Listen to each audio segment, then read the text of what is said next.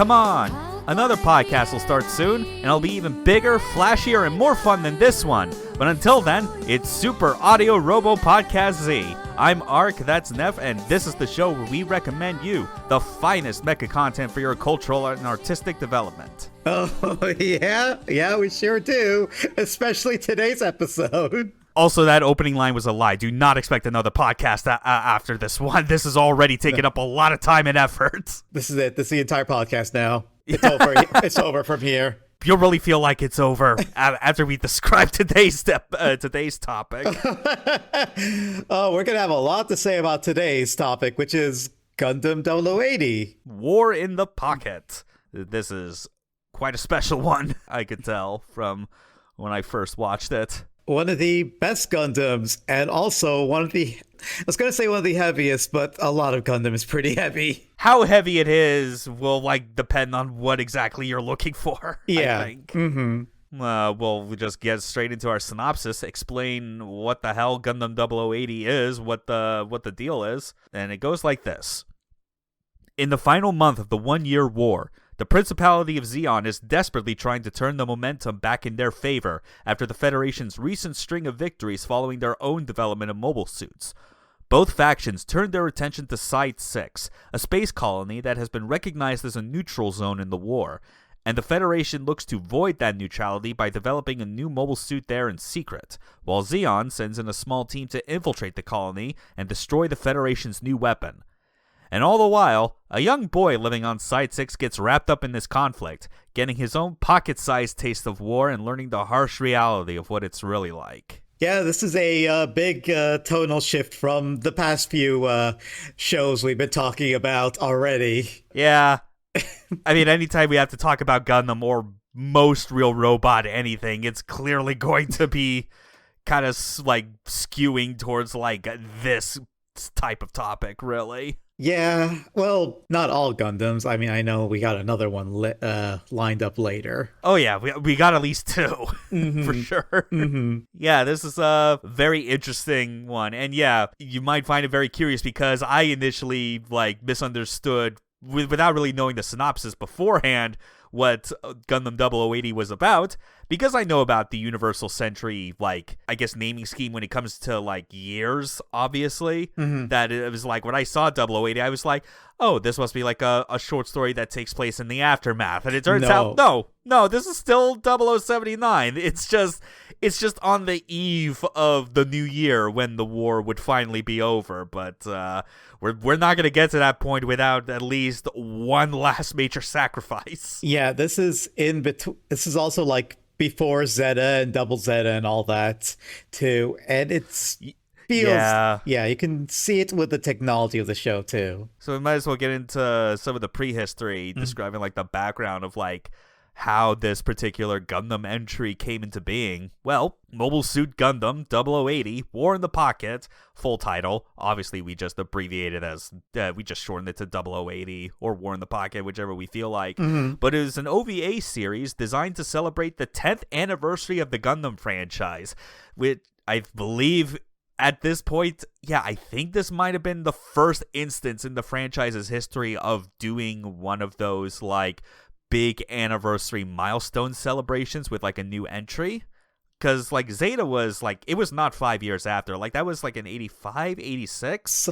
It was definitely past the first 5 years of the Gundam franchise's existence. Yeah, something like that. And on top of that, for something as big as this, you would think that the big man behind Gundam himself would be involved, but no, because up to this point, with Gundam, with its major anime entries, TV or movie, you could expect Yoshiyuki Tamino to be leading the helm as director, but he was not in charge of the production for this particular anime.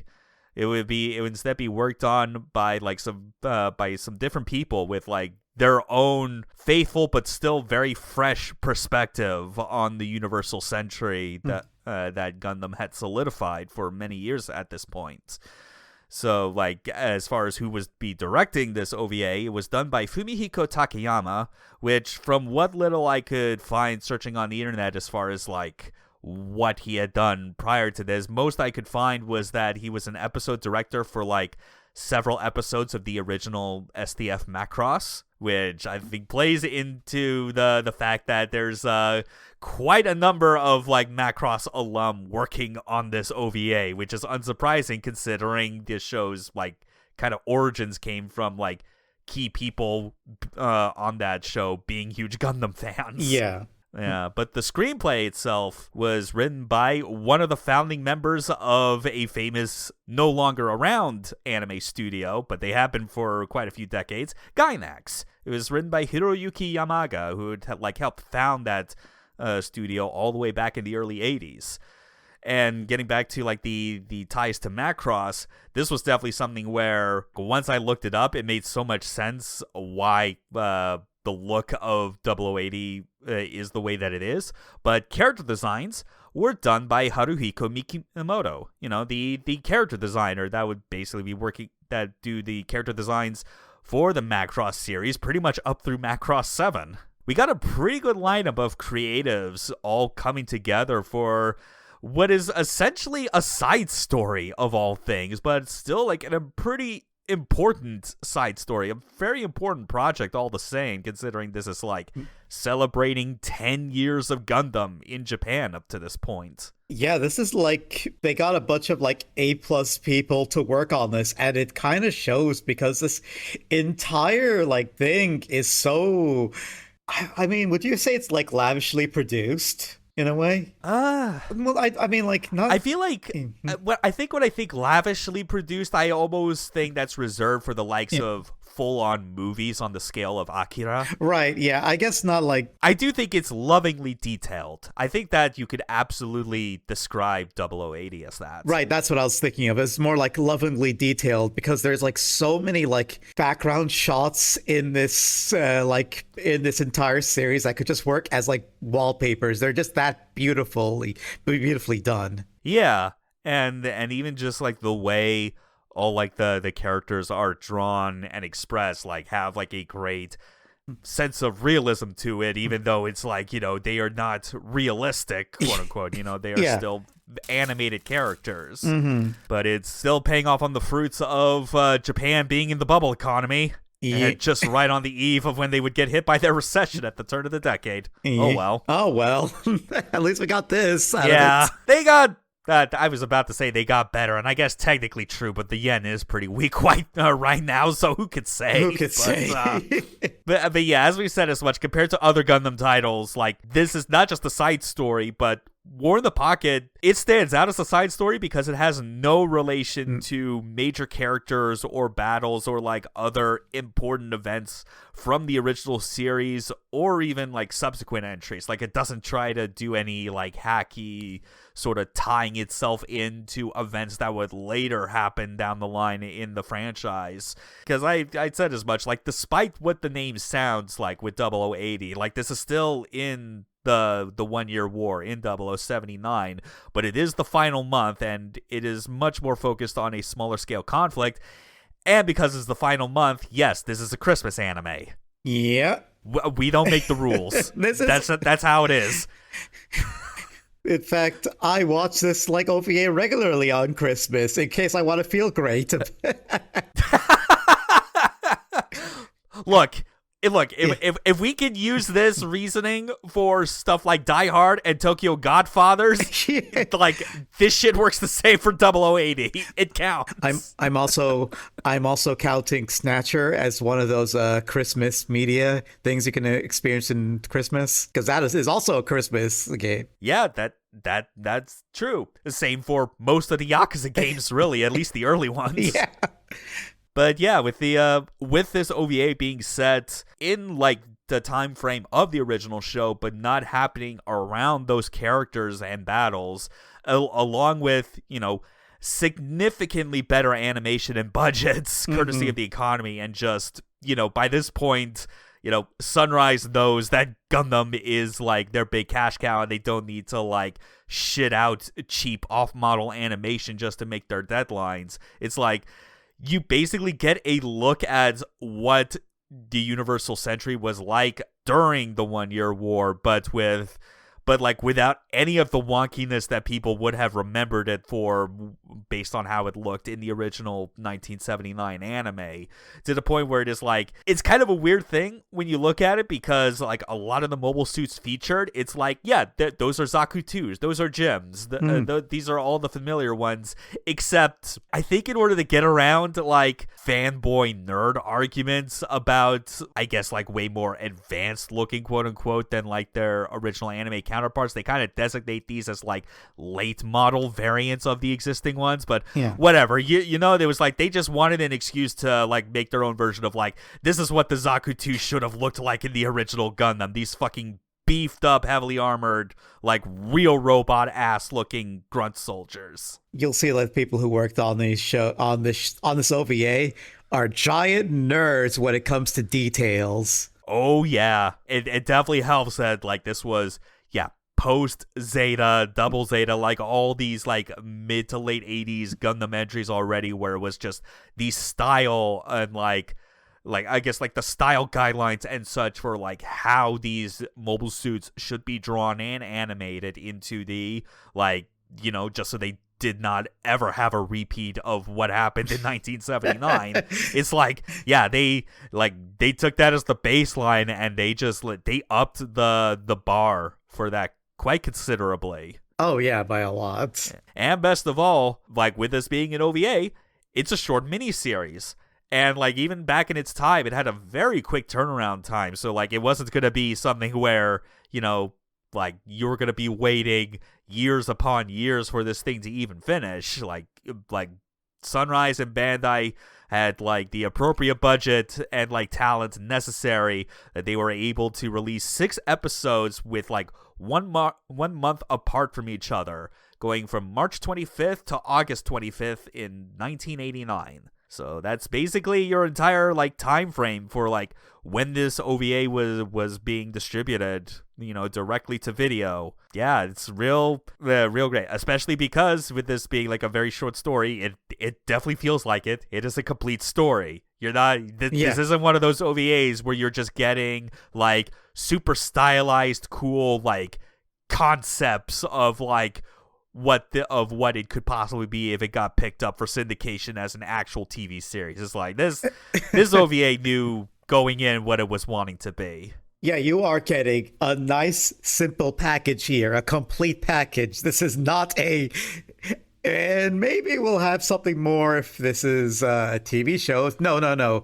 And that's like one of the best things about this OVA. Yeah, well, yeah, with all the usual critiques I would typically levy against OVAs, considering how it's like, yeah, like good animation is obviously cool. That's like on the surface, that's kind of the driving like motivator for why you would watch animation. But by the same token, we've had enough decades to know that these are capable of like delivering good stories. And the greater irony of like most visual media is that like the surface visual aspects are usually the least important. Mm-hmm. Yeah. So it's good that we have like an OVA like this that is able to deliver really strong characterization and story while also satisfying, you know, the surface expectations that people want, which is like really good, high quality animation, stuff that you would not have the time to really put together if you were like basically being beholden to TV guidelines and like, you know, a timetable and such. So that's pretty much like our backstory. Not too much in terms of like real nitty-gritty details that I could like find about it. Just, you know, just the bare essentials as far as like who made it, like the significance of why this OVA is set where it is, when it came out, all that good stuff. And primary mechas and characters, it's like this is always going to be the sort of thing if we have to talk about Gundam. There's so much of both, but we know like how to narrow it down to like the few most important standout ones, at least when it comes to like stuff that especially on the mecha side, stuff that isn't just a retread of any mobile suit that you might be familiar with from watching the 1979 original. We can get into our primary mecha now. Yeah. Of which we have our first one of all things is not even a traditional mobile suit, at least not the way anyone watching this series would typically see a lot of the times. No, it's more of a worker robot. Yeah, this is so unusual for Gundam. I think this is like one of the few times we'll ever see a robot like this in it. Yes, and this robot is the RH-35E, the RIA 35 Draken 3. Basically a mobile suit that is a third of the size of like your standard made for war, made for combat mobile suit. Don't even think it has like a proper canopy to it or anything. It's more just like it's basically like a construction vehicle with legs, because it's important to remember with this setting, this takes place on Side 6. This was a colony that, for those that watch the original Mobile Suit Gundam anime, or if you don't, or if you hadn't, because it's old and you don't like old for some reason. Yeah, but Side 6 is a neutral colony. It was basically like just the one major place in the entire Earth Federation sphere that was basically allowed to not have to put up with either the Fedis or Zeon's bullshit during this entire year. So, and it even ties into what I'm pretty sure was like established in like some supplementary materials, or even like background chatter in like in some Gundam anime as well. Just the idea that this is kind of a logical place to start if you're doing a real robot setting and you need to like come up with the through line for how do you get to giant robots with guns and other like weapons of war. Well, like it would make sense that in order to have like like ease of like constructing these massive space colonies and maintaining them, you'd probably need something bigger and like more adaptable than just traditional construction equipment.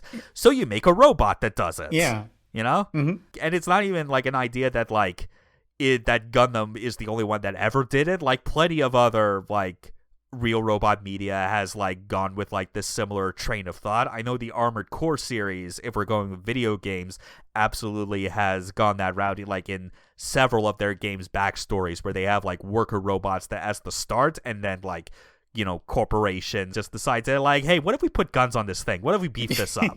Like that makes sense. Yeah.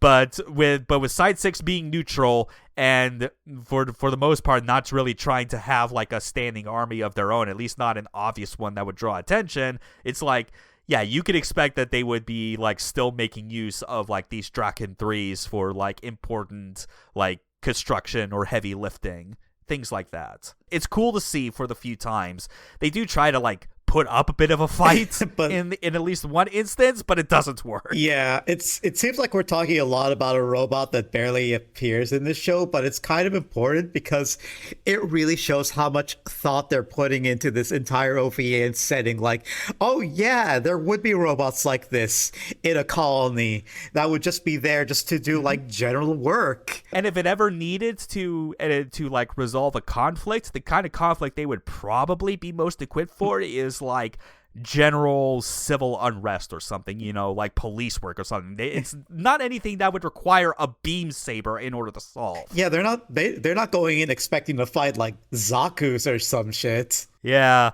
although that ends up happening. Well, yeah, unfortunately. Among others. Yeah. Because we got two major mobile suits that do end up inside this colony. As you might expect, with it being a Gundam anime, you gotta have a Gundam. Yeah. And you have a variant of, with this being in the 1 year war, it is another variant of the classic RX-78. This is the RX-78 NT1, otherwise known as the Gundam NT1, or as it's like kind of referred to in its code name in universe, the Alex. It's just the Gundam. It has like big armor plating that it can like remove as needed. Probably its best armament that it has on hand that stands out from even the original Gundam is compartments on its forearms that reveal miniguns. Yeah. And that's it. It's it's a pretty standard Gundam otherwise. Yeah, this is a very standard Gundam because I believe this Gundam was made like as an in-between between like the original Gundam and the Mark II. And this was supposed to be a Gundam they were going to give Amuro. Yeah. Though, thinking about it in the grand scheme of things, even if they did get this finished and sent off Side 6 to him, I doubt it would have changed much as far as like how the Battle of Abaoku went. Yeah. This thing would still have lost a head and an arm. Yeah. I don't think it would have changed anything. Yeah. Yes. Yeah, but you at least get to see it in action, and even though this is a short story, so that means you're not going to be getting like a plethora of giant robot fights. You're not going to be getting anything akin to what Amuro does, where he's taking down hundreds of Zakus. But you do still get to see the NT1 when it goes to the battle. It is, its own brand of terrifying, really. Yeah. It's real powerful when it's able to just get an attack off, mostly in the form of its, Gatling arm cannons, as well as just other things. Although it's I remember seeing this. I'm pretty sure this wasn't conceived, I think, in the OVA itself, but I think in subsequent materials and revisions of the NT1, I think there was an additional function made that might actually be reflected in a Gunpla of all things or something like that. But it's the idea where, because it has the Gatling guns that are concealed in both of its forearms, but it's a Gundam, so it obviously has the mechanism for having an arm mounted shield. So I guess one of the revisions that they came up with a function where the shield actually has a front panel that flips up, so that it can allow that arm's Gatling gun to still fire out of the shield, which sounds like a real dirty trick to pull on someone if you're defending their own attack, and then is fistful of Daka. Yeah, it's definitely it's something to make it a little distinct, I guess, because there's really not much else about it. Yeah, it's still a lot of the same color schemes that you would expect, although there's barely, if any, red on there. It's mostly blue and white are the defining colors that you see on it. But outside of that, our last mecha we really want to highlight, because we're not going to talk about the other Federation mobile suits because they're still the same, just beefed up variants. Same for the other Zeon suits that show up as well. But at least Zeon, they get to show something that is actually fucking brand new. Not just at this stage of the war, but in this show specifically, the MS-18E Kampfer. Oh, I fucking love this thing. It's such a cool design. Yeah. And for me, this is my favorite Zeon mobile suit. Oh, that's a good choice. If you are ever curious, listeners, what my favorite could have possibly been when I alluded as such back in the Gundam overview episode, yes, this is the one. Because, this is a big, dark blue, very curved but aerodynamic looking glass cannon of a mobile suit. It moves fast and hits hard, but yeah, you better make sure it doesn't get hit by anything. That's kind of the only thing that holds it back. But it's still such a cool design. It still has all the hallmarks that you expect out of a lot of Zeon mobile suits. Most notably, it obviously has the mono eye setup with its head. It's just real cool to see. It's got shotguns. It has Sturmfaust, kind of mini grenade rockets that are attached to the hip and can fire forward. And the interesting thing is that because with this OVA, this is where the Kampfer was first introduced. It was not in the original Mobile Suit Gundam anime from '79, and not even in any of the other subsequent anime that came before this, because, it was several years afterwards. Mobile Suit technology had changed at that point in a number of ways in the timeline. But the Kampfer, why it became my favorite, wasn't even because of this OVA, if you can believe it. Oh, what was it then? Much with 0080, which is a side story, there have been plenty of other Gundam media since then that have basically been framed as side stories that happen concurrently with the general conflict of the 1 Year War. Most of those that I'm familiar with are in the form of video games. I've played some of those on stream in the past, especially as part of the Year of the Mecha that I originally did 2 years ago. And one of the games that I discovered that was actually very recent was basically a single-player game built on the engine of Gundam Battle Operation 2 called Code Fairy. Oh, yeah. And it was a game where you played as part of like an all-female like mobile suit squad on the side of Zeon near the end of the 1-year war, which means naturally you are playing as characters that just have to survive instead of win the war because it's a losing fight. And the comp for pretty much every like major mobile suit that like your main characters get in Code Fairy, like by the end of the game, are all like heavily modified versions of existing mobile suits to better suit their needs.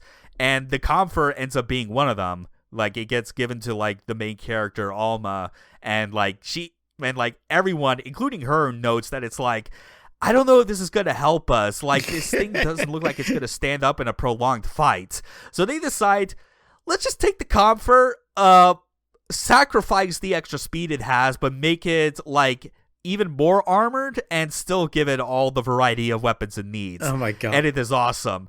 The modified version in that game is called the Titania, and it still keeps like the same core shape as the regular Comfer. So like that unit was like really fun to use in that game, and watching this OVA, seeing the original Comfer and like how it was supposed to perform, I was like, oh yeah, I feel confident definitely saying this is my favorite mobile suit in either its original or modified forms. In all its modified forms, really. Yeah, you'll only see the modified forms in like video games or like a side material at most, but every time it appears, it's like, yeah! It looks sick as hell. It really is a shame that like the best mobile suit ideas that Xeon ever has always come up like right when they're at the point that they cannot shift the momentum of the war back in their favor.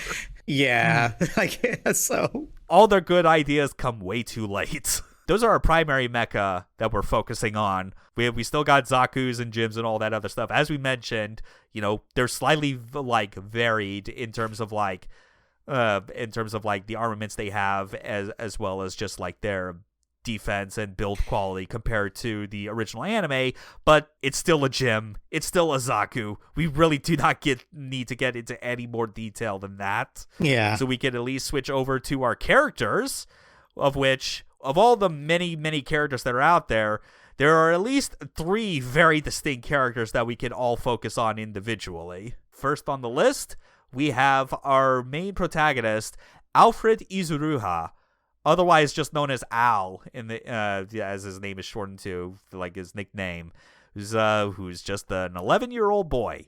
He's an elementary schooler. Our main protagonist isn't even a mobile suit pilot. It is just a little kid. A little kid who is bored and has a misguided idealization of war because he has not had to deal with any of the damage and repercussions going on in the rest of the Earth sphere. Yeah. Until this very month when the OVA happens. Yeah, in fact, like in one of the first episodes, you see him playing a video game where he just shoots a bunch of buildings because he's bored and because it'll be fun.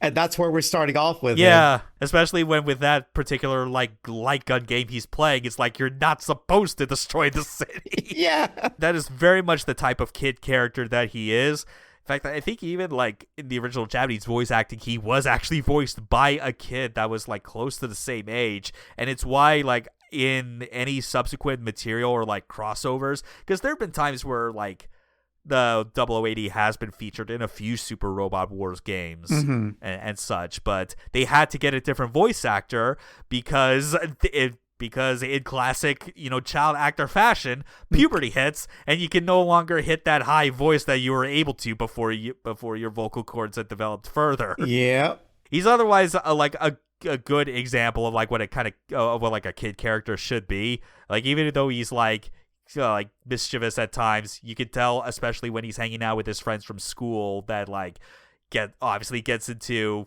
very childish arguments and whatever and teasing, especially with like one girl in this class. But things progress in the story in such a way where it is like he is starting to take things very seriously because he notices that like, yeah, there's a big battle breaks out in the very first episode where there are actual mobile suits, Zeon and the Federation, fighting inside the neutral zone.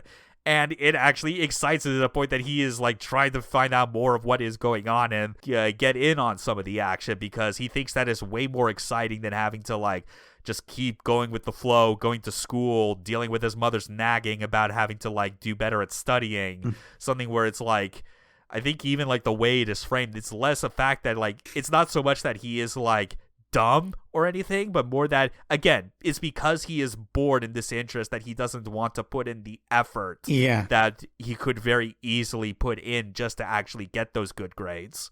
And how Alfred gets involved in this little conflict happening on Side 6 is when he runs into a rookie, although he gets fooled into thinking he isn't a rookie initially, rookie Xeon pilot Bernard Wiseman, aka Bernie. Bernie is quite simply the most sympathetic Xeon soldier that you will ever find in the Gundam franchise. I think I could say that confidently. Like, I feel like Bernie is a good example of how you can make a sympathetic character who is on the Xeon side. As someone who's just more like being just like kind of tossed around by superiors to kind of just like go do whatever it is that he is told without necessarily being like without necessarily being pulled down deep into the trenches of like the faction's idealism and dogma. Not idealism, I realized, that more like ideology. Yeah, ideology, dogma, that sort of thing. Yeah, because there are definitely other characters in this franchise that absolutely ascribe to everything that Garen Zabi is spewing. Yeah, and this guy and Bernie is just more like a soldier that is just caught in the war, that just happens to be involved in it. He doesn't really like spout any of that ideology or any of that. He's just a guy who's just in really unfortunate circumstances. Yeah, the thing that like helps humanize him the most, especially, is because like due to circumstances from Alfred getting way in over his head trying to like join in on what he's doing, because Bernard is on Site 6 with a group of other Xeon soldiers as part of like a infiltration commando team, essentially. You know, like he was, and on top of that, he was a rookie that was basically transferred to that team at the last minute, which already causes a little bit of strife with his colleagues initially. Yeah. Because they're like, what the fuck is this? Like, do they really have any faith in us to actually like pull this shit off? And it only ends up humanizing Bernie further when it's like his run-ins with Alfred, you know, they start working together, and the cover they start running with is like oh yeah, Bernie was actually my stepbrother all this time. Apparently he was like from my mom's first marriage, but then they split and like met for a while. But don't tell her that he's back. Mm-hmm. Because she would probably go, now hang on a fucking minute. Yeah. A lot of what goes on, especially on Alfred's part, is due to the fact that like he is a kid that is just very willing to tell a bunch of white lies. Yeah, which is very, you know what? I can see a kid doing that. It feels very kid-like. Yeah, it's very easy for a kid to go down the pathological liar route and just like have everything pile up until you're confronted with the consequences of your own actions. Yeah. It makes sense. Mm-hmm. And like on top of, even though the pretext for it is obviously a lie just to kind of get the adults off their back, is like Al and Bernie both really do feel a lot like they are actual brothers, yeah. You know, or at least like a believable pair of stepbrothers.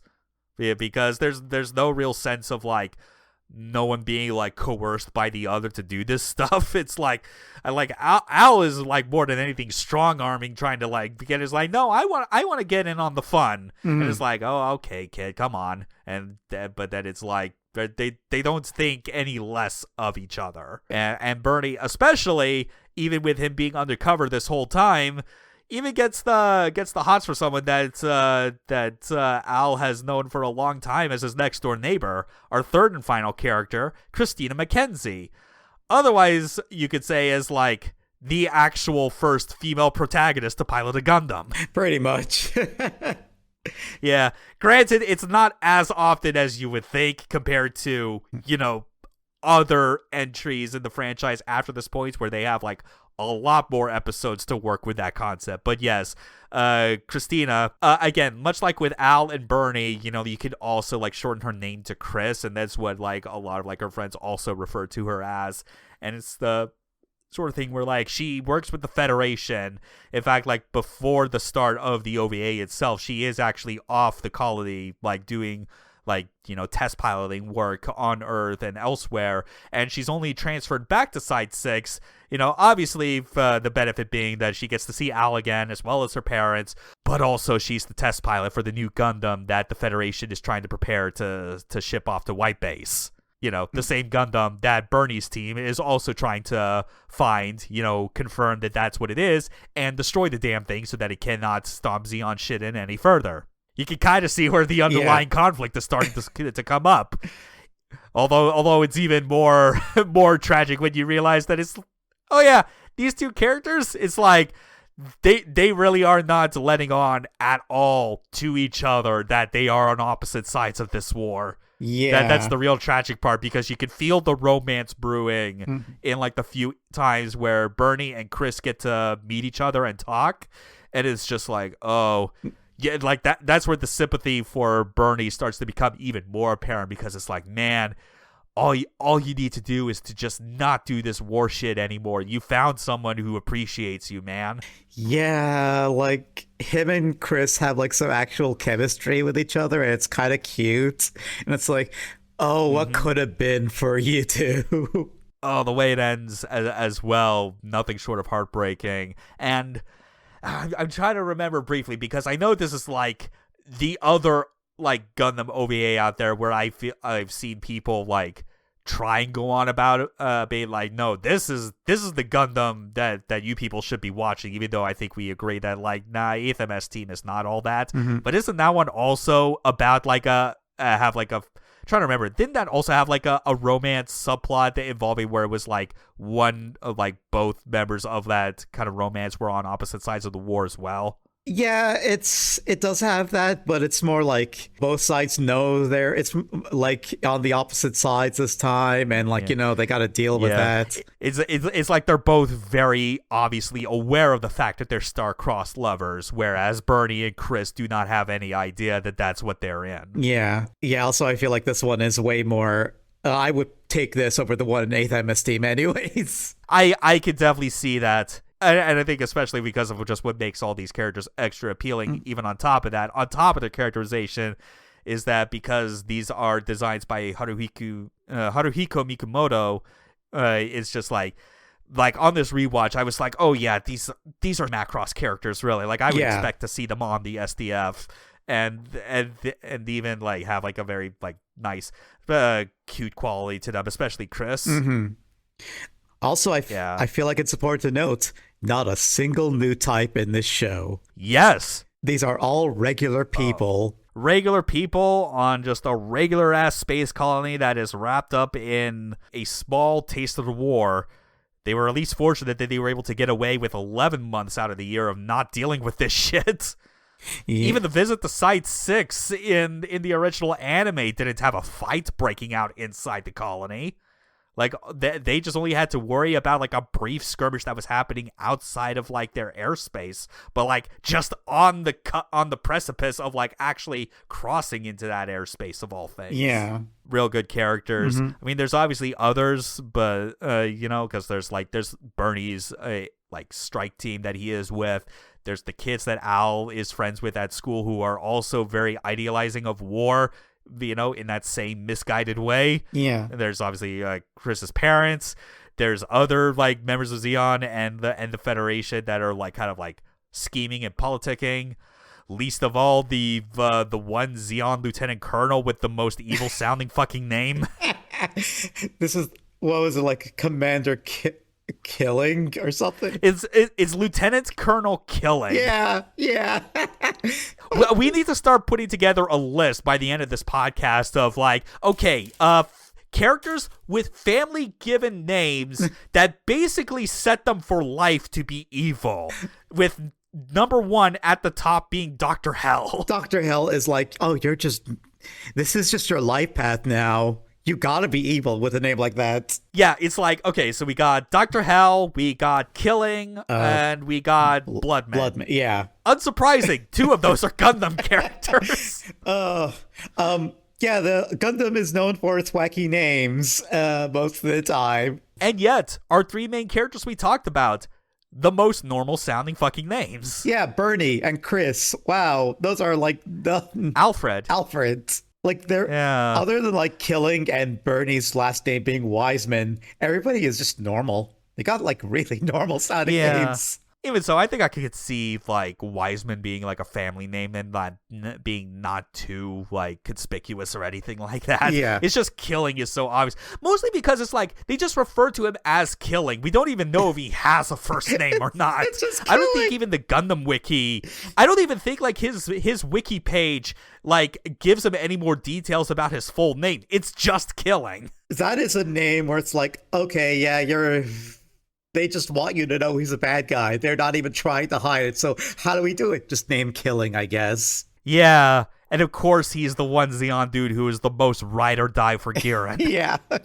So why do we recommend this? Why do we recommend this, Ark? Well, I think part of this recommendation is tied to something that you actually told me very specifically as part of like when we were putting this list together, and I decided that like I would watch this as like preparation for this podcast, because we know that like there's always the question that someone asks if they want to get into Gundam. It's the most obvious one. Where do you start? There are so many possible answers to that fucking question, to the point that, you know, if you overload them with like the potential options, it just might dissuade them. Yeah. Especially if some of those answers might, like, turn them away, even if they do decide to go that route because they are not ready for, like, off-model 70s animation or such. Yeah. But in the opinion of this podcast, and especially yours, as this is what you told me as far as, like, why I should watch 0080, is that when it comes to the Universal Century setting itself, War in the Pocket is the best starting point. It is by far the best starting point because one, it is short. 2, it has everything that makes Gundam great in it. And 3, it's just a good story. Like, if you watch this and you're like, oh yeah, I want more Gundam, I want more of this, then you can like, then there's like more, then you'll know. Okay, let me put it this way. If you watch this and you want to enjoy this, then you'll probably like Gundam as a whole, is my guess. Yes. Because Gundam's always going to have like an overarching like message or thesis that it wants to put forth about what it thinks about war. And that is on full display here in War in the Pocket. It just does so on a scale where you're seeing it in a very small microcosm of the general Earth sphere, as opposed to how it goes in the original anime, where it's just following a ragtag group of like military personnel and civilians stuck in an unfortunate situation as they have to go from space to Earth, almost around the entire Earth, and then back into space. Yeah. And also, like, I feel like out of all the Gundam OVAs and short Gundam shows out there, this is the one that's closest to, like, the themes that Tomino deals with in UC Gundam as well. Yeah. It doesn't reference them too heavily as well. So it's very standalone. Yeah, because, yeah, this is near the end of the 1 year war. You know that it even frames as such. That is like, yeah, Zeon is obviously going to lose. White Base is out doing their thing. That's why they're trying to finish work on the Gundam NT1 so they can ship it out to Amuro for use.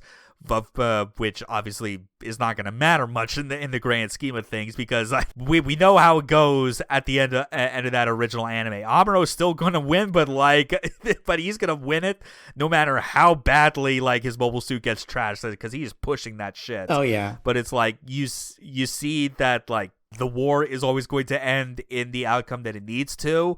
And the broader scope ideas the original anime introduced, like new types, do not factor into this at all. Absolutely. And considering how that's always been one of the most like uneven things about Gundam, I feel like whenever it gets like kind of talked about in a Gundam anime, whether it's actual new types or a new type analog in an alternate continuity, it always feels like unless you are Tomino or Shinji Takamatsu with Gundam X, I don't think you should be talking about new types. You probably shouldn't, because you probably misunderstand the whole concept of new types and what they're supposed to represent or be. So the best way to get around it is to just not have any new types present on this fucking thing. Yeah. Which I think helps with the sense of reality in this OVA, and like better getting across, because you don't have like the sort of new age shit that kind of surrounded the myth of new types to begin with.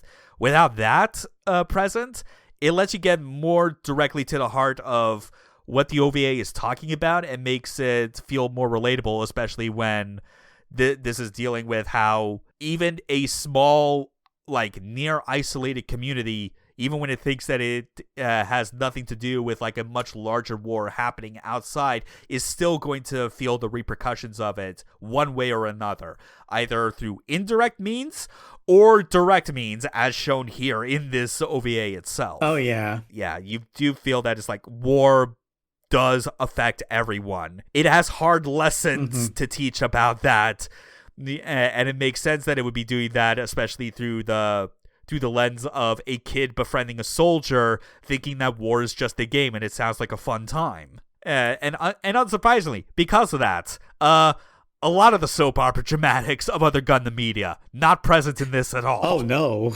it is all very believable and sensible drama that takes place, and especially with it being a kid, like if Alfred's like having like a outburst or tantrum over something that just doesn't make sense to him or he thinks is bad, it's like, yeah, his response, his reaction, of course it's gonna be like very extra. I mean, because he's a fucking kid. He's a kid.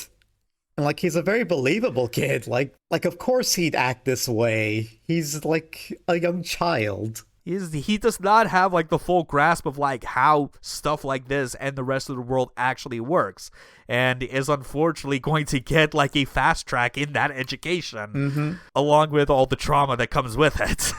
Yeah, there's a lot of good points as far as like why this OVA is a good watch and why this would be like a good starting point for anyone that wants to get into Universal Century. Obviously, like if someone like thinks that they are like strong enough to be like, yeah, I want to see what this is like from the beginning in chronological order of like production, and it's like, sure, if you still want to watch the original Gundam anime or even the compilation movies, knock yourself out. Yeah, do it. They're still great. But this is obviously like the best starting point if you're trying to get someone interested, that, you know, where you want as little caveats as possible. Because that's always going to be the thing with, like, we've gone over it as much with plenty of other things we recommend. We always have to bring up, sometimes there's one, maybe two things that might stand out in a weird or bizarre way to someone, that if you are not ready or expecting it, it might distract you from the other qualities that a show or a manga might have that are the reasons why you should be sticking with it. With War in the Pocket, that's not really present. You could just watch these 6 episodes and like get and it is not difficult at all to get to the heart of what it is trying to talk to you about. Yeah, like the only thing I could think that could be a caveat or off-putting is like the focus on Al and the kids. But that's one of those things where it's like you just tell them, no, it's important. Just stick with it. It'll pay off in the end. And that's just like you could say the kid's behavior is almost like a subtle or not so subtle indictment of how like the average audience member of the Gundam franchise looks at this whole series. But we'll get to that a bit more in our spoiler section, I will say. Oh, we absolutely will. Yeah. So with 6 episodes, it seems like an easy watch. Unfortunately, the only part of watching this that isn't easy is finding the damn thing. Yeah. This was kind of blindsided me, because I for whatever reason expected this to like not be as difficult, considering how big of a deal Gundam is around the world nowadays and how plenty of anime in this franchise is like available to watch in like some form or another. 0080 for whatever reason is very hard to come by in our current year. It did get an English dub years and years ago, so like it had official distribution at one point. Even a Blu-ray release, But unfortunately, that Blu-ray release has long been out of print. That if you so much as search for it, you are going to have a heart attack looking at the prices, because it has skyrocketed. And as far as digital offerings, like from official channels, it's not hosted anywhere. Not even like there's the Gundam info, like the official Gundam YouTube channel that like I have occasionally seen it like come through like on like my feed where it's recommending. It's like, hey, we got like the like some Gundam series that could be like watched on here, but even though it's like cool. No, I do not care about watching an HD remaster of Seed Destiny. Get the fuck out of my face. Fair. Yes, I agree. Yeah, so it's weird that it's like I would think, especially with like stuff this old, because I have at least seen like where you can like watch like the original Gundam or Zeta on YouTube, that it's like in a way that like I'm pretty sure it's like from one of these official channels, and I'm like I'm surprised that 0080 is not on there, at least not that I was able to find. I think any episode uploads I found are clearly old fucking uploads from like the ancient days of YouTube, stuff that is like, yeah, this is probably not the ideal way you want to be watching this. Oh, yeah. So, in short, as you might expect, the cost-effective options for getting a hold of 0080 are the unofficial ones. Like, there are DVDs that are cheaper than the Blu-rays if you really need some form of physical media, but those naturally are not going to be HD quality. And that means with digital options, like we always say, sail the high seas. Trademark. Yeah, I would love to point y'all to like Crunchyroll or any kind of streaming service and say, go watch it there. But this is going to be one of those ones that you have to search for. But trust us, it's worth it. It's definitely worth it. The effort for this. It's worth it, and it absolutely deserves the recognition and like official distribution. Yeah, this more people need to watch this OVA in general, I think. I can agree after watching it twice at this point, even after all the heartbreak each time. Yeah, this is my third time watching it now. It doesn't make it any easier. Nope, definitely not. So with all that important shit out of the way, and talking about all like the horrible heartbreak that comes from watching this, we better get ready to move on over to our spoiler section, where we can actually talk about how this OVA makes us cry on the inside. Oh yeah, all right. So this is gonna be a highlight discussion, even though it is 6 episodes. But like these episodes, while they are about like the same length relatively as like a TV episode, it still comes up to close to 3 hours. We could have taken notes on it, but we probably would have had to separate it out into like an entirely separate episode just to do that shit. Yeah. So we're instead focusing on 2 episodes out of these 6 that have like, I think, the most standout moments to us, as is like what we intend to do whenever we have a highlight discussion. Yeah. So look forward on the other side as we talk about episodes 4 and 6. And we'll see you then. Go watch the show if you haven't, by the way. Oh boy, where do we even start? Oh my god, okay, I am... Oh. Well, I guess one thing I could start with is with like the naming scheme on a couple of these fucking episodes. Yeah. Not necessarily both the episodes we talk about, but there's actually, I realized after the fact, there was one detail about this OVA's director that like I didn't bring up, and it makes a whole lot of sense because episode 3's title, if you remember looking at it, is Somewhere Over the Rainbow. That is because this OVA's director previously had worked on an anime adaptation of The Wizard of Oz or some shit. Well, that explains it. I was wondering. Yeah. And then, of course, we have something like episode 4 with its title of Over the River and Through the Woods. Unfortunately, we are not going to Grandmother's house. No. They're very specific kind of naming schemes for these episodes. It's very specific naming that I think really lends to the idea that like Side 6, like for as much as like we talk about anime, you know, like the Japanese side of animation and how like a lot of the different like tropes, character mannerisms, storytelling techniques or whatever are all like stemming from like Japanese culture itself. 0080 really, like its setting on Side 6 really does feel like it is a culture agnostic kind of community that it seems fully aware of like incorporating stuff that reminds me a lot of things that I remember seeing like in like Western civilization, you know? Yeah. Like, even the naming scheme is like, as I remember, the fucking Over the River and Through the Woods, like, that's that little song.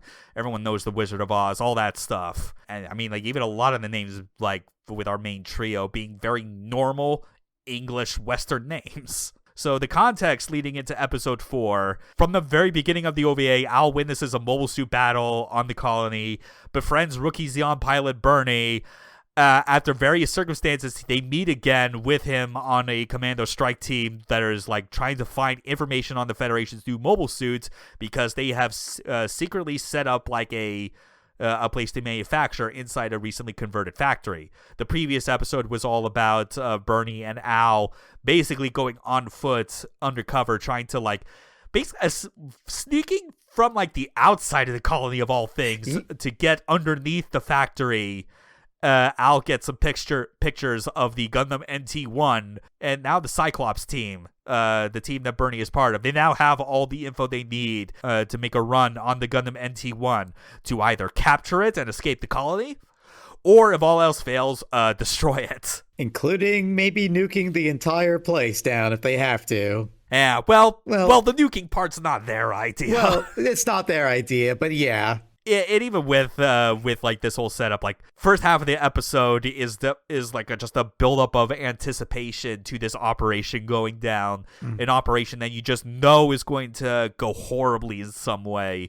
So it leads to this feeling of like the first half of this episode is like the last time it's gonna feel like Al is actually having fun and having some semblance of his innocence intact before shit hits the fan. Yeah. Also, remember how the dudes were almost going to like, were actually thinking and were willing to off Al in the first episode after they found him, after they found their base, and it was just thanks to Bernie. Yeah, after he found the base, especially when he called the police. Yeah, because it was like, hey, chase after this truck. They tried to get me with a hit and run. Yeah. And it's like, and again, just Al's penchant for just piling lies on top of lies in order to get out of a situation. He just ends up being one of the team, even though they're like, okay, Bernie, you're the rookie that none of us care to have on board, so you're gonna be his babysitter. Just make sure he doesn't fuck things up. Yeah, it's quite a dynamic and just a weird turn of events how like these two characters got to be real close with each other, and even like as things are gearing up, where it's like they know there's gonna be a dangerous operation, they have to keep telling Al, no, seriously, like, do not get involved at this point. Like, people are going to get genuinely hurt. Please stop. but that's not going to stop Al because he wants to help. He wants to be useful. Yeah. At least in the meantime, he's just going to keep doodling in class Zaku 2s and other Zeon mobile suits because he clearly knows which mobile suits are the coolest. It's true. Zaku's are cooler. This is basically like our segue into a scene that gets into what I talked about, where I think like this OVA has a bit of like a subtle jab at like its audience behavior, or at least like the audience behavior of like the greater Gundam fan base. Because we know these kind of people. Like, we know like what people's reasonings are for why they'll say they like Zeon or the Federation. It's because of the mobile suits. And of course, the people that like the Zeon mobile suits are going to use that as their pretext for why they're going to excuse the space Nazis' war crimes. Yeah, like with the class, with everybody, with his like friends going, but Zeons are the bad guys and Jims are better, and Al just going, but Zaku's are cooler, they're not the bad guys, or something. There's even the detail where Al's entire rebukes to like the one friend who is basically saying, nah, Zaku's are lame because my mom says that Zeon are bad guys. It's like, do you just say everything your mom tells you? Yeah. It's like, especially when it's like, I never remembered it happening much with elementary, but I know by the time I got to junior high and high school, just like dumb politic bullshit that was just being spewed by like classmates, where I could tell, even if they weren't saying it's what their parents said, it's like, I know for a damn fact that this is just you saying what your parents think. You are not exercising an actual thought in your brain right now. Shut up. You're just parroting other people's thoughts, which, you know, is a very kid thing to do. It is, yeah, and unsurprising that it would persist as well even into adolescence. Yeah. It was one of those things where I remember when I saw the scene for the first time that it gave me like a huge laugh, because it was like, God, even in Japan, Like it's so easy for us to talk about these kind of arguments from like the perspective of like, you know, us being international and like seeing these arguments elsewhere around the world. But it's like weirdly comforting, if not a little sad, just the idea that, oh no, these arguments probably happen in Japanese schools as well. Oh, absolutely. Like this is something that someone actually had an argument about. I could feel it. Yeah. It's like no matter how far apart the country may seem or like different the culture is, there are just some aspects of human nature where it's like, nah, that just transcends borders. That's just human behavior. Also, like, I know they're not, these kids are like just the epitome of the wow, cool robot meme. Oh, they are. They 100% are. All they care about is seeing the cool robots, and if they're lucky, especially with like the big fight that they saw happening inside the colony, they're just like, man, I hope I can find like spent casings of like the Zaku's machine guns lying around somewhere. That would be awesome. And I'm like, are you not concerned for your fucking safety? I mean, they weren't, especially when the school got like shut down because of how it got blasted, and they're just like, the only thing they're thinking is, yay, no more school. Free vacation. Yeah. Or even the first episode where it was like, oh god, you remember when it was like the girl classmate basically is just being all like high and mighty to like Al and his friends, where it's like, don't be ridiculous, the Federation doesn't have mobile suits. Like, again, kind of reminding me of how like, oh yeah, these were also arguments that happened at school during the pre-internet age when you couldn't fact check this shit. Oh yeah. That as soon as like the first fight breaks out, like Al and his friends, they're not caring about the fact that like, oh god, there's a battle breaking out, we gotta run. They're like, ha! The feds do have mobile suits. I told you. Yeah. Oh, fucking shit kids. There's a lot of shit kids in Gundam. There's way too many shit kids, I might say, in fact. At least these shit kids are a different type of shit. They're the innocent shit kids. Yeah. The other shit kids that we think about are ones where it is like, if they absolutely have the opportunity, they will push someone off of a high ledge. I'm looking at you, the kids from America 7, but anyways, that's... Funny how we got to this level of tangent in a spoiler discussion, so I guess we better swerve back to, like the last half of the episode, which, I gotta say, I've always found it a curious decision for an OVA like this, where it's released directly to video, that it would still bother with like the mid-title cards that you typically got, like the commercial bumpers that would play before and after, like the ads that would play on TV before going back to, you know, like the actual show itself. Like they still deal with that, and that always makes me wonder, it's like, do they still put those in on the expectation that maybe in the future it might get featured as like a one-time like special event miniseries on TV or something? Or it could just be, I don't know, artistic choice out of familiarity. It's always like a strange, I always felt like a strange artistic choice to me, honestly, considering like it's a different release format. Yeah, I can't really say like one way or another, but I feel like it's just like an artistic choice in this case, just to break up the episodes, like, you know, you're reaching the halfway point or something. But the halfway point is where Bernie and the Cyclops team are now finally making their move on the Gundam NT1, sneaking into the facility undercover, shanking soldiers in the control rooms when they need to, trying to keep other guards busy. Unfortunately, Bernie just had to blow at the team's cover by not knowing his basic geography facts. Guess what, assholes? Seasons are flipped in the southern hemisphere. It's summer in Australia, numbnuts. The fact that it's Australia is funny because that is a region that constantly gets turbo fucked in Gundam. Bernie even says on the fly he is from Sydney. And it's like, oh yeah, did you forget that like your sides like were the ones responsible for turning it into a crater? You know what? I don't think Bernie knows that. I think somehow he missed that information. I'd believe it. He is definitely like the rookie soldier that is not in the loop on a lot of things. But I think even the extra funny part about it as well is, you know, I don't know how much it might have changed in terms of like the Universal Century timeline where it diverged from our timeline, but one thing I do remember looking up that made that cover being blown extra funny is not only is like the seasons being flipped in the southern hemisphere, something Bernie didn't get right. It's like, okay, that makes sense. Just say it's like, if it were at another time in the year and said, if it were in summer, if they were in June instead of December, and we're like, oh yeah, around this time, it'd be snowing in Sydney, it'd be so beautiful. Even he would still get exposed for not knowing shit, because I think by this point there had not been any actual for real snowfall in Sydney for like 100+ years. Yeah, it's just he's gonna mess it up either way. Just like, why'd you have to pick Australia? Yeah, like it was gonna be bad all the same, and everyone was gonna have to break out into a gunfight, which is very vivid with all the blood squibs, I gotta say. Yeah, it's very intense.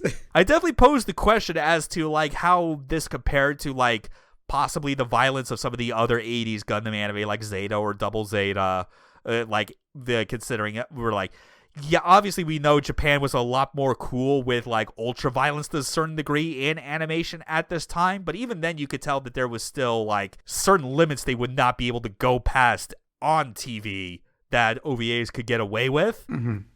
And at least it's like from what you described, it's like it's still visceral even in those, but like kind of like with how everything else looks in 0080, there's more of like a realness to it. Yeah, it's just how fast the violence happens. Like it's not even, they don't even linger on it. It's just like you get like shots. Well, you get shots of these soldiers getting shot, and that's it. Mm-hmm. It's just enough to make you see like, oh, this is kind of a fucked up situation. Oh, this is bad. It's real shocking when you just see like one bullet go clear through, and it's like you're not getting like anything super detailed as far as like viscera coming out, but just like the blood spurts are like so huge. Yeah, despite this being an OVA, especially during the bubble era, it's very restrained in its violence. Even when they get all bloody, like here, it still feels, even when like Birdie shoots a guy with like a shotgun, it's not like his head explodes. It just kind of reels back in a very realistic and horrifying way. Yeah, and like the more horrifying bits of destruction are ones where it's like you don't see the details of it because it knows that it just needs to let your imagination run wild with like the horrible implications of what might have happened to someone that just got crushed by debris or exploded, which that happens to one of them. They just suicide bomb themselves. Yeah. But at least all the while, one of the members of the Cyclops team is part of their whole plan in order because what they were originally hoping would happen is that they would not have their cover blown inside the factory because one of their dudes was going to be piloting the best Xeon mobile suit, the Comfer, as it just goes out into the street, not necessarily trying to like massacre citizens or anything, but just like cause a light little ruckus that it like grabs the attention of the Federation facility and like police officials or whatever to just draw everyone's attention toward it instead of the rest of the Cyclops team. Unfortunately, that doesn't really work out because like the attempt to steal the Gundam fails, the attempt to destroy the Gundam fails. Bernie and the captain have to bail. The captain, by the way, being super fucked up that he's going to die in a few minutes anyway. Mm-hmm. Chris is on the scene, ready to board the Gundam. Oh yeah, and Al is here as well because even though he was told not to come, he still managed to like get like a little like I guess like a VIP access into the factory because he knows Chris, and Chris had some connections to basically be like, yeah, I can get you like a free pass this day so you can like talk to like the head engineer about like mobile suit technology. Mm-hmm. So this is the closest at this point that Al is going to get to an intense mobile suit fight and realizing, oh shit, this is actually not what I was thinking it was. A lot less fun than what he imagined. This is where he gets his first dose of reality. Yeah, least of all with the big finale fight at the end, Gundam NT1 versus Comfer, which is like, it's really good. And the thing that like makes it stand out as well is that it's not a prolonged fight in the slightest. It is super quick. Like, it highlights as well what we talked about with the Comfer, where it is a glass cannon type of mobile suit made for hidden runs. All it takes is for it to just get locked down by the NT1's like arm Gatling guns, and yeah, that dude's Swiss cheese. One thing I really like about this scene is like they always talk about how like powerful a Gundam is, but this scene is so short, but it gets across how horrifyingly powerful a Gundam really is. It does, even if you're just piloted by a regular person, the amount of destruction you can like cause to like another pilot or another suit is just massive with like little effort. Yeah, it's like, geez, with like all the with all like the boring but practical armaments that the NT1 has, it's like, yeah, no wonder they would have like tried to give this to Amuro, because if Chris did this much damage, God forbid what Amuro would have done with this. Yeah, exactly. And a slight tangent here. I recently finished Requiem for Vengeance, the Netflix Gundam CG show. That one tried to show the Gundam as a slasher villain to show like how terrifying it is. This does it better. This does it way better than that. I have an easy time believing that. I remember hearing about that fucking Netflix series and thinking, this sounds like this sounds like some mistakes are being made. I don't know. Yeah, but thankfully we're not talking about that. I'll just say, not worth recommending. That's the short of it. All right, cool. Yeah, we'll look forward to later on in the podcast, or even at the very end when we have to hear what you think about G-Quacks. But until then, this is basically how the episode ends. Just like destruction from a plan gone horribly wrong. And I think the final shot of the episode as well is especially poignant, as it is like Al kind of like in center frame, like in front of like the corner of like the wall surrounding the factory, the facility. And it's like on the right side is like you see Al facing Bernie with the captain, as like the captain's bleeding out and dying. And then just right on the left side is the Gundam NT1 standing with Chris inside it.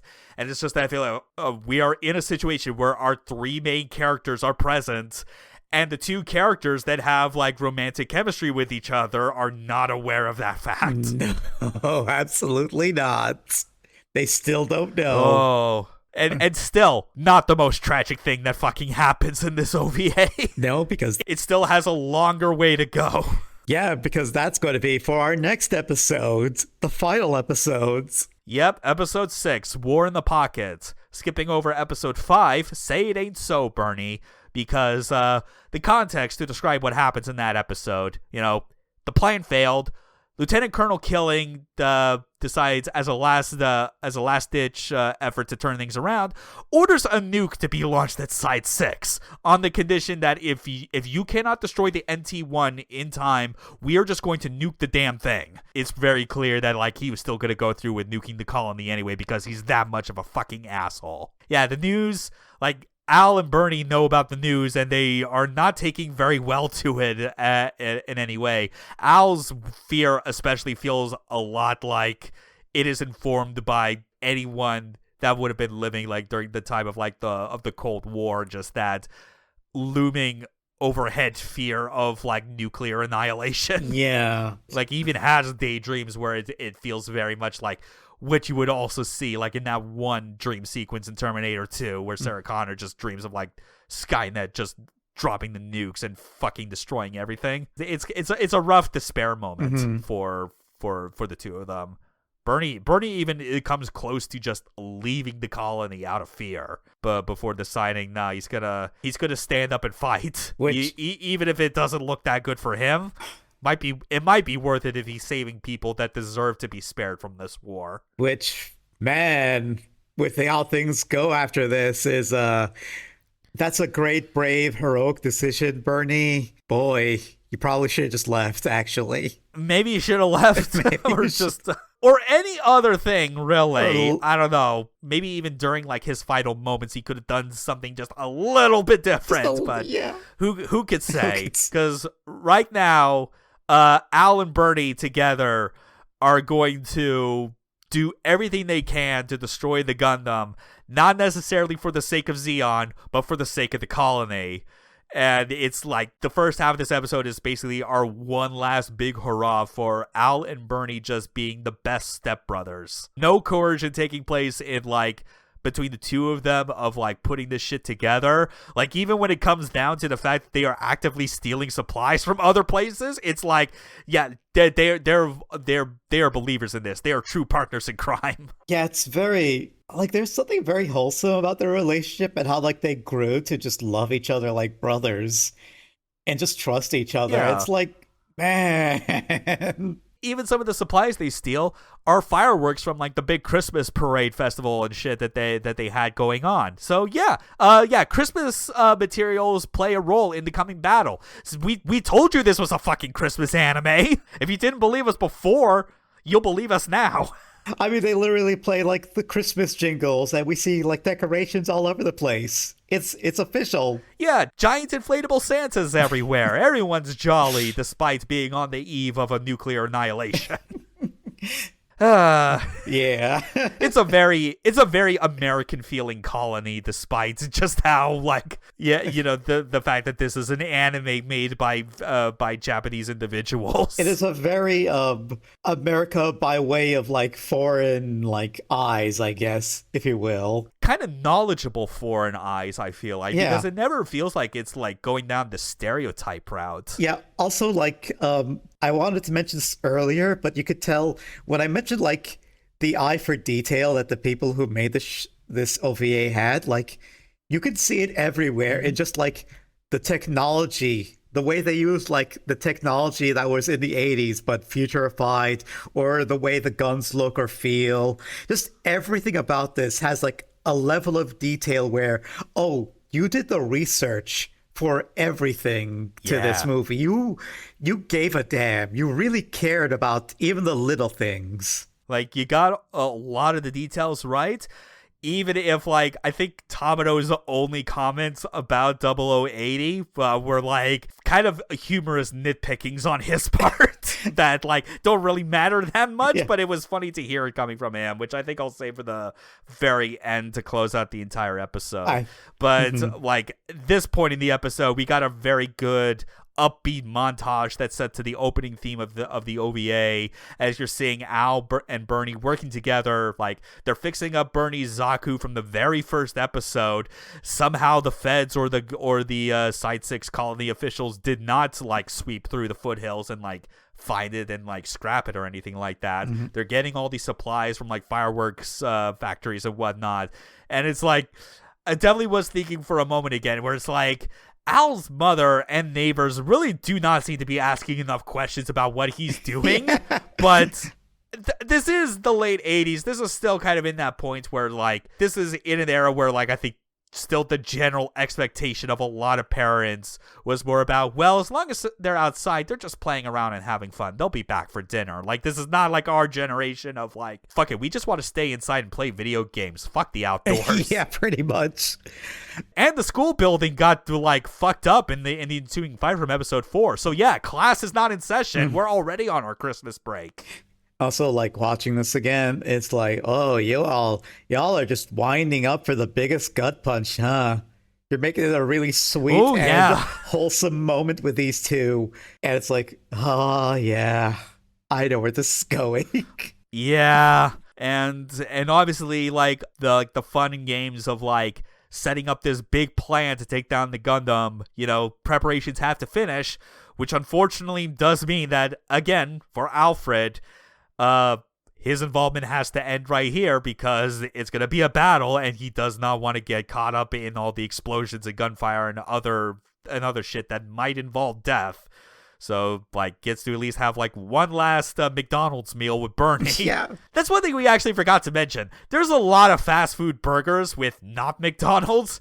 Like, it would have been so easy. I think if Sunrise had the extra money for it, they totally would have gotten away with, like, trying to have, like, a McDonald's sponsorship. I would have loved. Although I don't know if they would be happy with, like, having their actual product associated with something that ends on such a downer. I mean, they could have had like some special Bernie burgers special for McDonald's.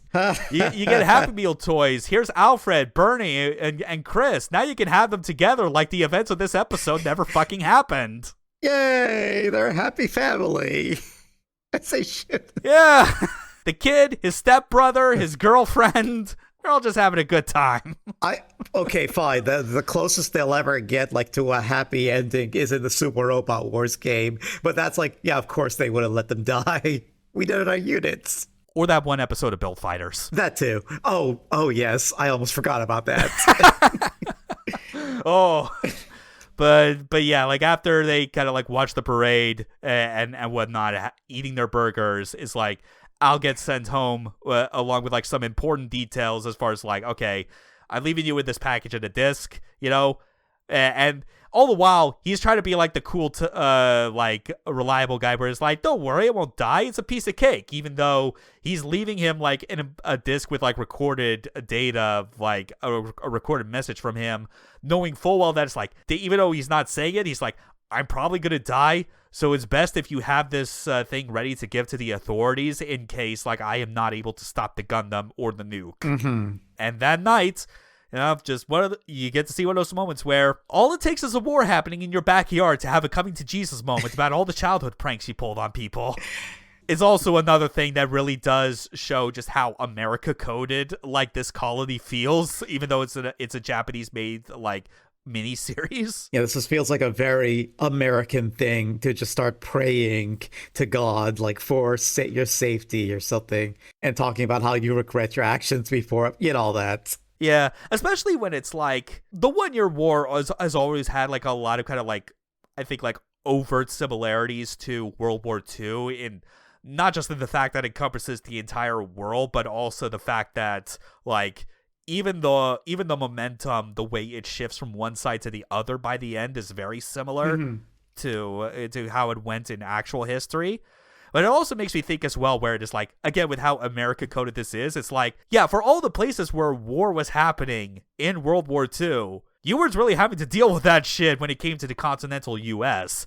Most of, if anything, they were just like having like supply chains and like factories converted to like putting together supplies to help the war effort. Yeah. There weren't any battles breaking out in any of the major states. And just, I think this kind of, the idea that now like this place that has basically been allowed to be free from the direct effects of war for so long, now also being hit with like the overwhelming fear of nuclear annihilation that permeated through the Cold War, is like, yeah, that really does cement more than anything how much this feels like a setting that was designed to kind of like, if not be 100% American, then at least feel like it was a colony that was like at least set up with by a good number of like actual U.S. citizens, along with, you know, other cultures that got shipped off here, because, you know, that was just how like the colonies got set up. They weren't set up by according to nation. They got set up by, it's like, you're on the list, you're going to this colony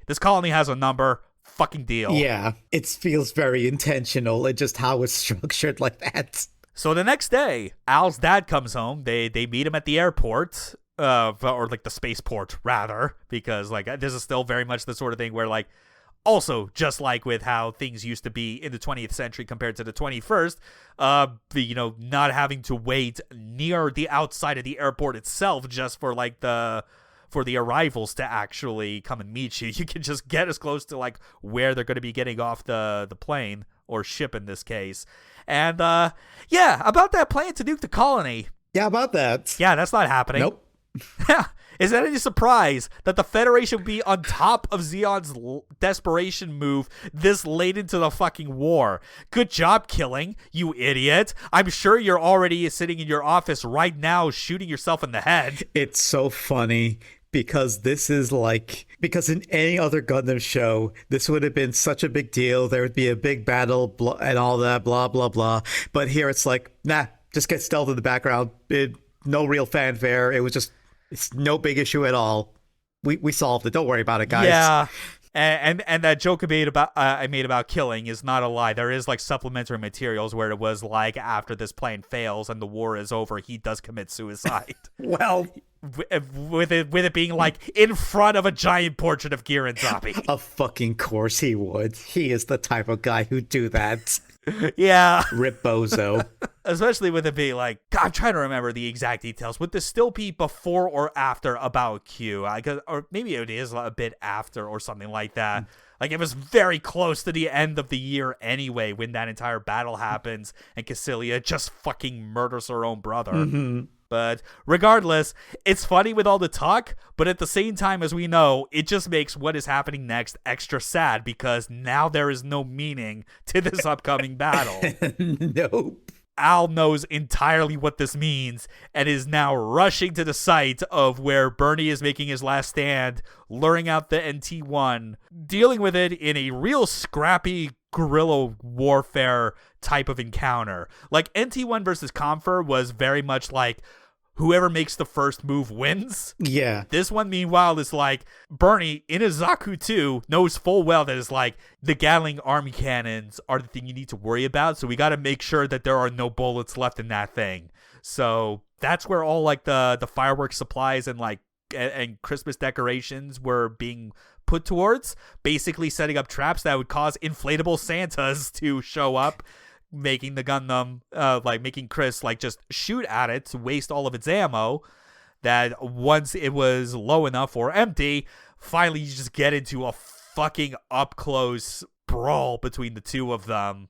Even the damage is enough to, like, hurt both of them inside the cockpit. It is brutal. Yeah, it's like, it's really, like, emphasized the point that, oh yeah, they're both fighting in giant, like, war machines. It makes sense that the impact would cause, like, the internal instruments to explode in your face. Yeah. It is, the tension in this fight is ramping up. Like, they're now, like, both mobile suits are down to their melee weapons. They've rolled down the foothills to the front of the facility. Al is chasing after them, desperately screaming for Bernie to stop because this is pointless now. The final blow that traumatized viewers everywhere. Least of all, Al. And unfortunately, we're not going to have the Getter Arc team running out of frame into the foreground to try and stop them. God, yeah, that's another instance. That's a Super Robot Wars moment that would have actually ended more positively. Yeah. But no. The Gundam impales Bernie's Zaku 2 through center mass with a beam saber, while Bernie in the Zaku 2 lops off the Gundam NT-1's head with the heat axe. And yes, center mass of the Zaku, that's where the cockpit is. Yeah.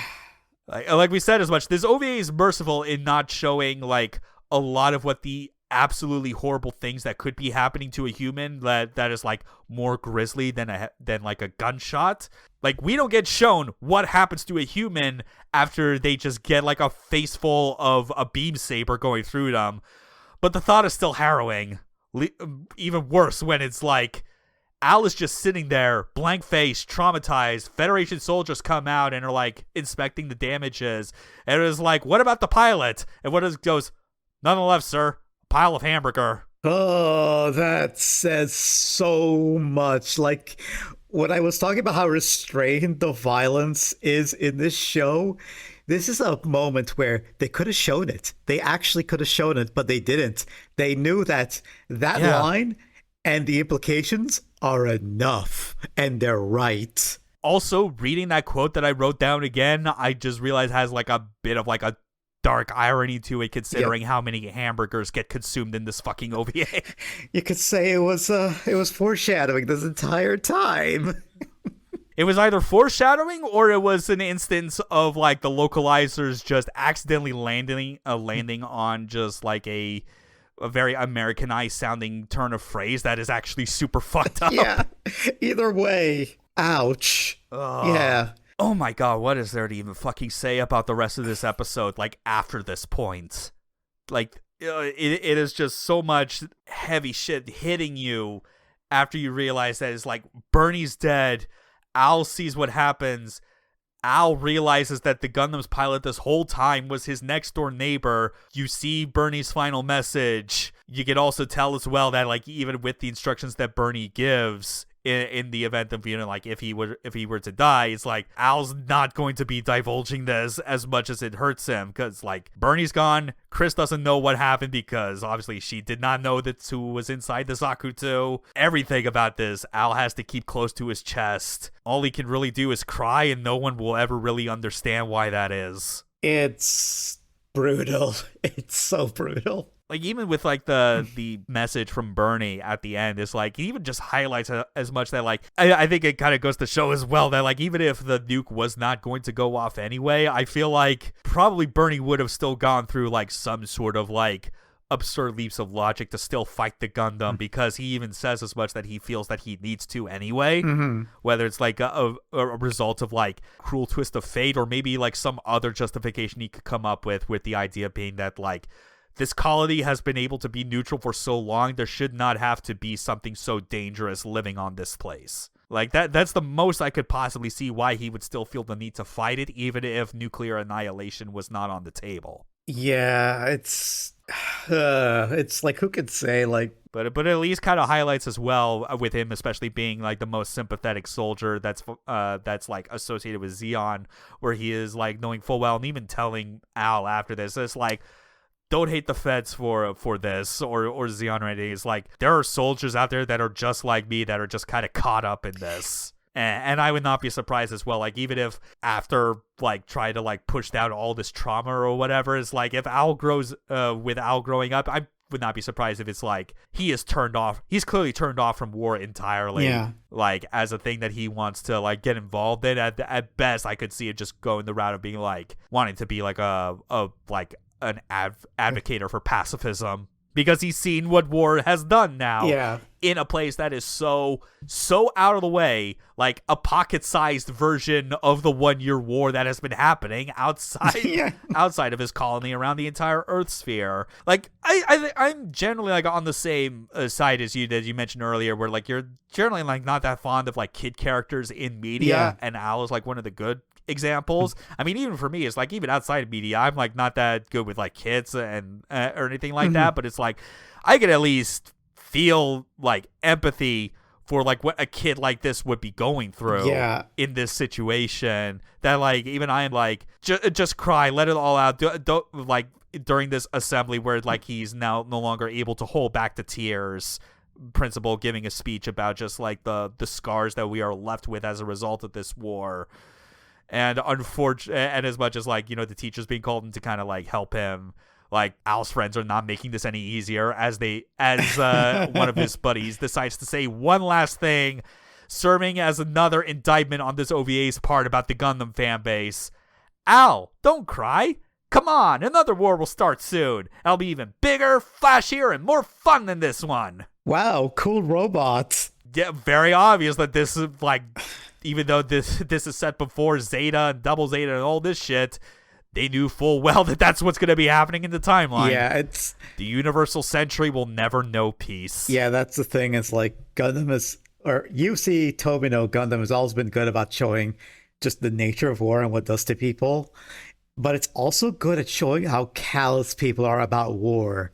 Like, if it's not happening next to me, then I got nothing to do with it. I don't care about, you know, all of that. And this is like a microcosm of that. Like, oh yeah, these kids, they don't care. They're not thinking about it. They're just thinking about how cool the robots and the battles are going to be. Yeah, and hoping that they can like come across, you know, like any cool souvenirs of like, you know, leftover bullet casings or like little like patches that showed like a soldier's like rank or something like that. And it's like, and I think this is the last thing that comes to my mind as far as like how American this especially feels. Mostly because, especially when I was in elementary school, I remember when like the invasion of Iraq was first starting, and how, because I was a kid very close to the age of Al, honestly, during the events of this OVA, I had no real comprehension of like what the real reason was for why that was happening. Yeah. Or especially as an adult, understanding why that was an awful, terrible fucking idea. Yeah, it really hits you in a very realistic way. Definitely contributes a lot more. Just again, like that weird, like Americanized feeling from the perspective of elementary school kids is like, even though this is obviously like was something that was conceived in the 80s, like several years before I was anywhere at Al's age, is like I can feel like the same sort of things like like when I look back at, you know, like when I was in elementary school and just hearing through the grapevine of like these sort of like wars or armed conflicts happening around the world, and just how that did not feel like it was anything that really concerned me growing up. Yeah. Because I was living far away from it. Why would I? Yeah, that's the thing about this OVA. I feel like it's holed up in a lot of ways. Basically, it's a tough watch, but I'm glad we got through it. We got through it, Arc. We did, yes. It was such a downer that like I had to immediately watch a different type of Gundam show after this in order to pick me up, and it was absolutely the right pick me up we needed.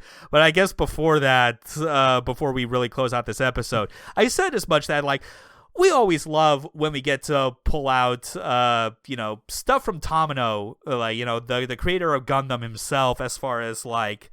What does he think about other entries in the franchise he started where he had no direct involvement with it? We're all familiar with like a lot of the stuff that he said about, major alternate universe continuities, G Gundam, how much he loved the insanity of Wing's first episode with tearing up the birthday invitation. Yeah. But Tamino, unsurprisingly, was very positive about like the show, based on like what he saw of like the first episode, especially when it came to the realism and attention to detail. The fact that like it put a lot of focus on things going on in the story that weren't just mobile suit battles. However, this gets into what I was talking about with like him.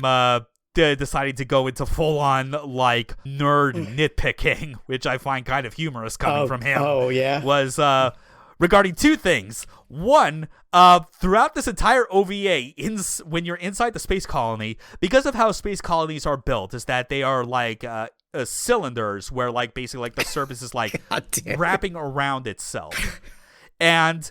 It's because, and inside the OVA, it portrays there being like a blue sky in the colony, when really that would not really be existing because of how you could see the opposite side of the cylinder if you just look straight up. Which, to be fair, I get that. But the second was because of the first battle that breaks out in that first episode. Is just the idea that there would still be children being allowed to stay out above ground during a wartime alert instead of being immediately shuffled off to like an underground shelter. Yeah. And the fact that school would resume immediately after it was finishing in close proximity. Yeah. Which is like, so as far as the two nitpicks, first one, totally get it. I could actually see that would be something that deserves to actually be fixed up. The second is like, yeah, that's unrealistic, but at the same time, fucking shut up. It's like, yeah, all right, old man. You can get back on your wheelchair. You can keep grumbling about it. It's such a Tomino thing to say, though. God. I would expect nothing else from him, really. It's like I would be remiss if he didn't have something like incredibly pedantic or outrageous to say about something no one would be thinking about. No, absolutely not. Yeah, this is what I'd expect from him. But again, he approves, and it's absolutely deserving of that approval. Like we say as much, this is absolutely like just one of the best stories of like the Universal Century, and absolutely like a great place to start for anyone. Like if you know someone that wants to get into Gundam, point them to this. Don't say the original anime, especially don't say 8th MS team. Don't say, well, I mean, if you don't care about them getting like a, I mean if you care about recommending them something hype, I mean you could just say G Gundam. I would approve of that. But no, if it's Universal Century specifically, this one absolutely needs to be seen as like your as someone's first taste. Admittedly, it was not my first taste of Universal Century. I'd already seen the original anime, but I could see how it's like this would work, because I definitely, even with all the heartbreak at the end, I definitely enjoyed this, I think, the most compared to even the original anime. And that anime is still very seminal in its own right. Also, I just want to add to what Ark was saying earlier. I want to add another show to that list of don't say this as your first Gundam. Do not, I swear to God, do not ever recommend Gundam The Origins as your first Gundam anime. That is a terrible starting point. I don't care what anybody says. That is a show that like assumes you have some kind of knowledge of base like Gundam. Yes. Even the manga itself, with it being a retelling, it still feels like that is one where like it's still heightened even more if you already know how the original anime was put together to begin with and can tell how it is like adjusting things with its characterization. Yeah, but otherwise, I feel like this is definitely a very strong starting point. There might be a little bit of a problem where it sets too high a bar for Gundam. A little, yeah. I mean, it is a sort of thing where, like, yeah, because if you watch this and then go straight to, like, the original anime or even the compilation movies, you're still going to notice that, like, there's clearly a different amount of, like, money and time being spent on each frame of animation. Mm-hmm. But like, that the most important thing you're getting out of this is, like, tone and themes that, like, permeate through the rest of the franchise. Oh, yeah. It's really good about that. And in 6 episodes, you know, in like less than 3 hours time, fuck it. Like if you're fine and you have tissues ready, like that like that's a pretty good way to spend an afternoon. It'll be worth it. It's going to crush you, but it's going to be worth it. And of course, also, like, that's just for Universal Century. Never forget, there are still, like, some, like, non-UC related Gundams that are still worth getting into. Especially if, say, you need one that could, like, act as, like, a pick-me-up to kind of help you recover from this final episode, like it did for me. Because, guess what? We're doing another instance of we're just going to fucking announce the next episode of this podcast right now. Yeah. It's Gundam Build Fighters. I say it's Gundam Build Fighters because that's what I watched immediately after this. And that is 100% what I needed. I made a lot of jokes and made fun of people going, wow, cool robot, but this show is all wow, cool robot, and I fucking love it for it. Build Fighters is all like, let me get my wallet, I'm going to the hobby store. Yeah, and that'll be for next time, so look forward to that, y'all. Oh yeah, it'll be a fun one. And with that, we'll see you all next time on our podcast.